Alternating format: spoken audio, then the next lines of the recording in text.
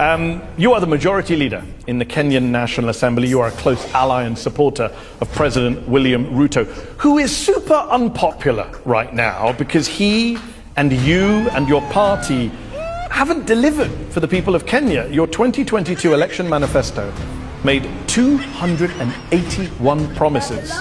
Can you tell our audience tonight how many of those have been fulfilled over the last 2.5 years? The implementation of a manifesto is page by page, chapter after chapter. But you haven't implemented. That's the problem. It is being implemented. How many of the 281 promises have been implemented? I'll not give you a straight answer of 2 or 10 or 200, but I'll tell you. You're the first politician who said to me, I will not give you a straight answer, just bluntly. I can give you an answer. I've got the answer. It's 14 out of 281 promises. That means 95% of your promises have not been met 2.5 years in. That is your number, Mehdi, not my number. It's not my number. It's the number of Mizalendo, a non-partisan parliamentary monitoring organization in Kenya that tracks all parties. They're saying 14 out of 281. I mean, we can run through some of them.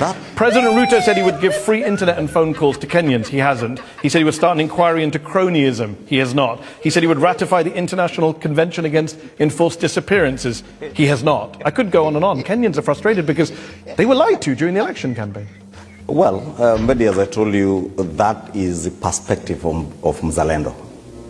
And that is their target. Well, has he ratified the International Convention against Enforced Disappearances? We have ratified very many international conventions. But has he ratified the International Convention against He said he would do it straight as he comes to power. It's been 2.5 years. He could do it with a stroke of his pen. Why has he not done it? He is yet to ratify, but it is work in progress. Was there a timeline for its ratification, according to Mzalendo? Well, many things had timelines on. Was there a timeline? He said he would no do. Timeline. He said he would do a public inquiry into cronyism within 30 days. Has he done it? Public inquiry? Yeah, a public inquiry to establish the extent of cronyism and state capture and make recommendations. Page 61 of your manifesto. Has he done it? It's been more than 30 days. It's been 2.5 years. I'll tell you, Mehdi, if you read the NADCO report, there are recommendations on what is to be done on state cronyism, on state capture, on extrajudicial killings.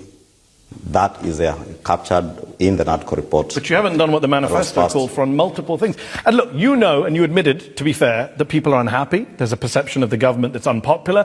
Kenyans have been most upset about the cost of living. And yet, when thousands of young Kenyans took to the streets in protest of your government last year, the finance bill, your government opened fire on them, killed them, forcibly abducted and disappeared them. How do you justify such a violent crackdown on your own citizens in a democracy? First, let me say this, Mehdi. Unfortunately, all demonstrations end up with deaths, which is a very unfortunate incident.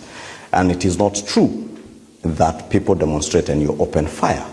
It is just the nature of what happens with our demonstrations, that they turn violent and the police have to intervene. And let me say that at this point, it's not just unfortunate. We all regret the loss of life during the 2022 demonstrations and even the demonstrations of June last year. Unfortunate that lives had to be lost, but it was not that fire was opened on young. Yeah, the way you talk, lives had to be lost. No, lives were taken, right? People were shot in the head. I'll tell you from the last year's demonstrations, 3 are already in court. 3 police officers have been prosecuted. Three are being prosecuted. Are being prosecuted, but none have been prosecuted. Another 34 cases. Before you prosecute somebody, you have got to investigate. So you have to. This is what Human Rights Watch said last year. Bodies of people showing signs of torture continue to turn up in rivers, forests, quarries, mortuaries. The authorities have yet to investigate or prosecute anyone for these crimes. Kenya has a history of police brutality and lack of accountability for serious abuse. So that's Human Rights Watch. You want to believe what Human Rights Watch said, not what I'm saying? Yeah. Because I'm going to believe a human rights group over a politician who started by saying, I won't give you straight answers. It is their take, Mehdi. It is their take. And I didn't come here to give their take. I came here to give my take and the perspective. So they're wrong, you think? The police officers are being held to account? They are wrong because the police officers must be held to account. But they haven't been. And that is why we have institutions that will hold them to account. I want to bring in, you are a community leader, Kenyan community leader in the diaspora. What do you make of this study that was done by a non-partisan group which shows 14 promises out of 281 in the manifesto have been fulfilled? Do you think that's what's driving a lot of Kenyan frustration? These are the messes that the current government inherited. And through the bottom-up economic transformation agenda, which the president always talks about, and he prioritized 5 areas, is to create jobs for these people, to create things to do. You keep saying inherited. Isn't President Ruto, wasn't he a long-standing senior member of the previous government?